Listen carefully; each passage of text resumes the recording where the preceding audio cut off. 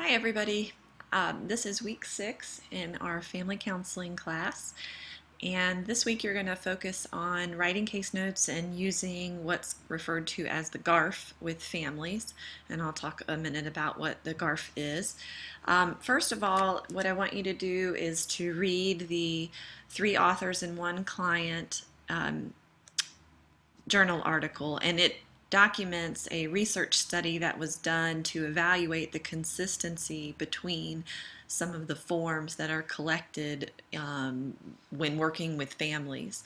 So we all know that we have to keep up with our case notes, our clinical documentation whenever we are working with any kinds of clients, but the types of information that are collected when working with families is a little bit different. So I want you to read this article and just learn a little bit about the progress notes that they take there, and then I want you to apply that in a film when you watch a film of a family counseling session later.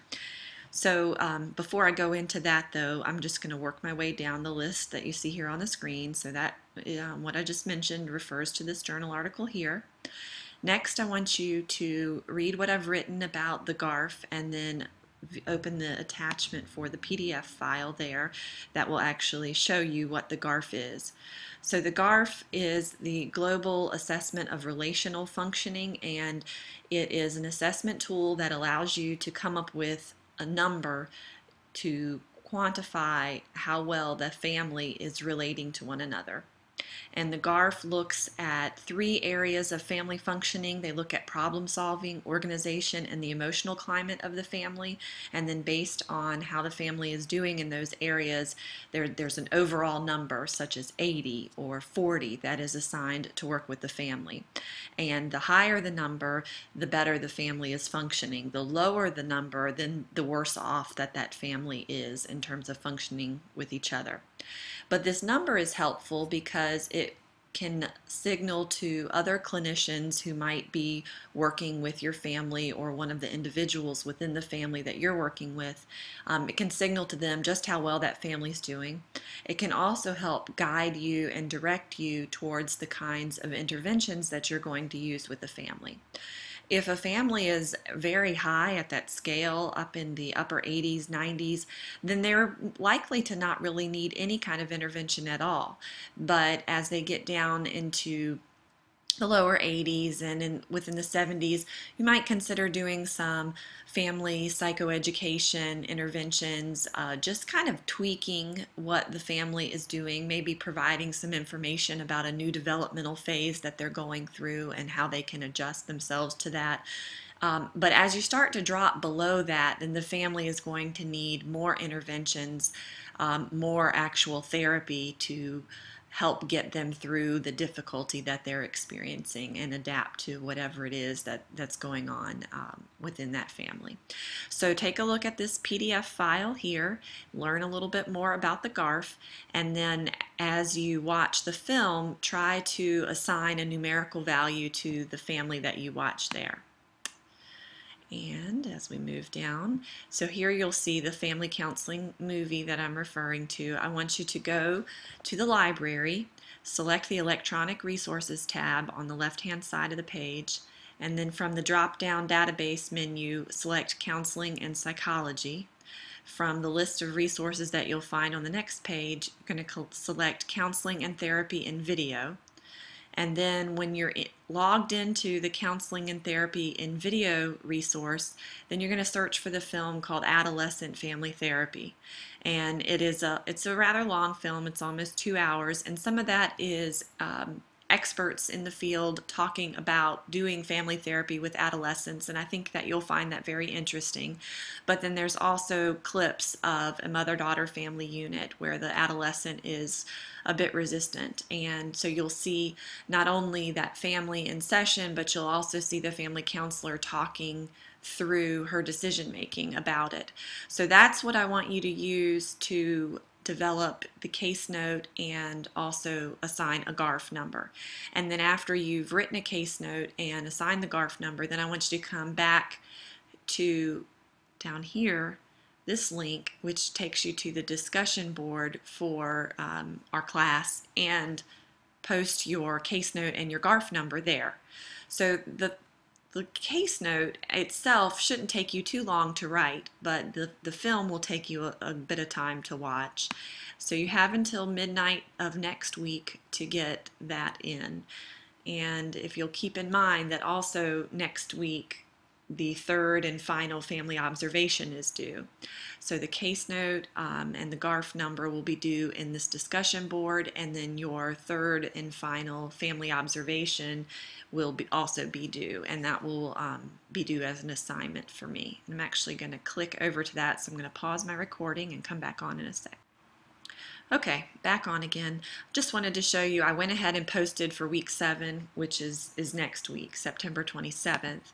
Because I am going to be out of town next week for the second half of that week. I'll be at a conference and be getting some training related to CACREP accreditation and the site visit, and then I'll also be doing a presentation of some of my own work. So I won't be as available as usual, but you can still send me an email as needed. So I wanted to go ahead and get these materials for next week up so that you can be not having to wait on me to find a moment to post these. So you'll see here, I was just referring to your third and final family observation. It's due here. You'll just submit your link, you'll submit your assignment as a Word document. Make sure you include your name within the Word document and have that posted here. I haven't gotten the comments on your observation number 2 yet. I wanted to get the outlines done, so hopefully you've gone into the grade book and you've gotten the feedback on your outline for your project, that you have that, you've received that from me, but I'll have the family observation number 2s back to you either today or tomorrow, and you'll be able to access that in the grade book. So here's where you post family observation number 3. That is due September 27th by midnight. So during September 27th, that week, I don't have any new assignments for you other than just what we've talked about. And so I want you to use that time to work on your family education and support projects. And that project is turned in, rather than submitting a paper, you're submitting a PowerPoint. And I want you to be thinking about that you're convincing us that the treatment plan or the program that you are proposing will be effective for the population that you've selected.